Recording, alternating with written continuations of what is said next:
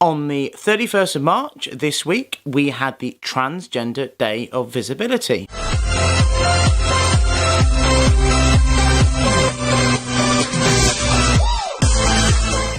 Hello and welcome to Foxy Rocks Reviews. So of course this week is the Transgender Day of Visibility, or more specifically it was the 31st. I know this video has been a bit late in coming out. I have had a heavy workload and there was some things I wanted to research and want to bring into this conversation I think is relevant to this topic.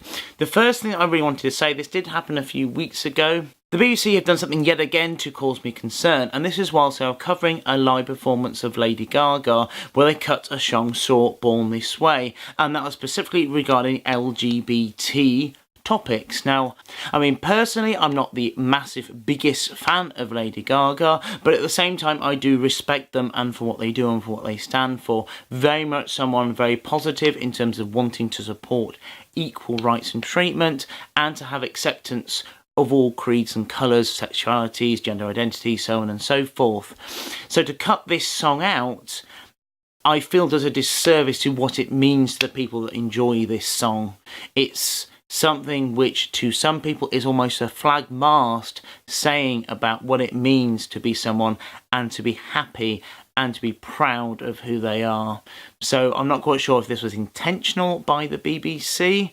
I'm not quite sure if it is generally done in such a way, but it certainly doesn't help their case at the moment. And it's almost like I'm creating a small catalogue of different things now, which have happened over the last couple of months. So it's not something that's happened continually over years, but it does question the direction the BBC is going. And this kind of pulls me into the second topic here, which is about YouTube and restricted mode regarding LGBT content, some of it being flagged up. And I want to cover more in next week's video regarding why YouTube may be trying to do that through some other reasons, but this one I really wanted to focus on visibility and why it's important to have content and to have freedom of expression.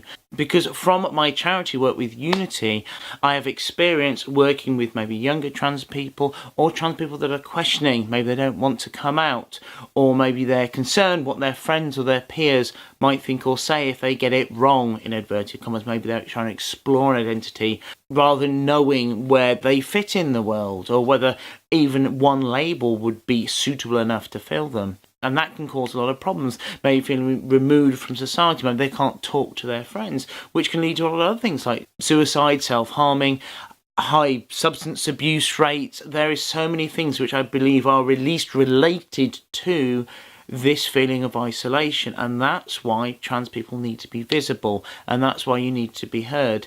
I think there's a lot of, oh no, or this the trans group again saying we need to be here, when it's all about inclusion and awareness. And it's everything from the workplace to society.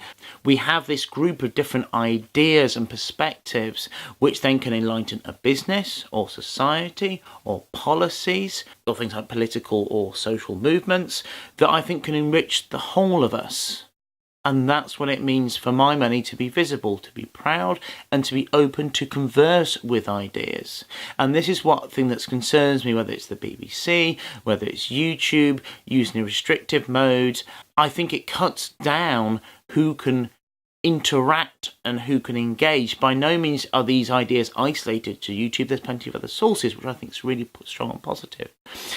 But things like YouTube are popular. I know there's a lot of channels which are much, much larger than mine, and some of them which definitely have trans-related topics, and access to them has been a route of solace almost, a pace of peace, where they can explore that identity without feeling like they're being judged or being criticised, or they might misstep and get it slightly wrong because they don't know what identity most fits them and how they may feel most comfortable. So that's the message I really wanted to bring home today for the Transgender Day of Visibility.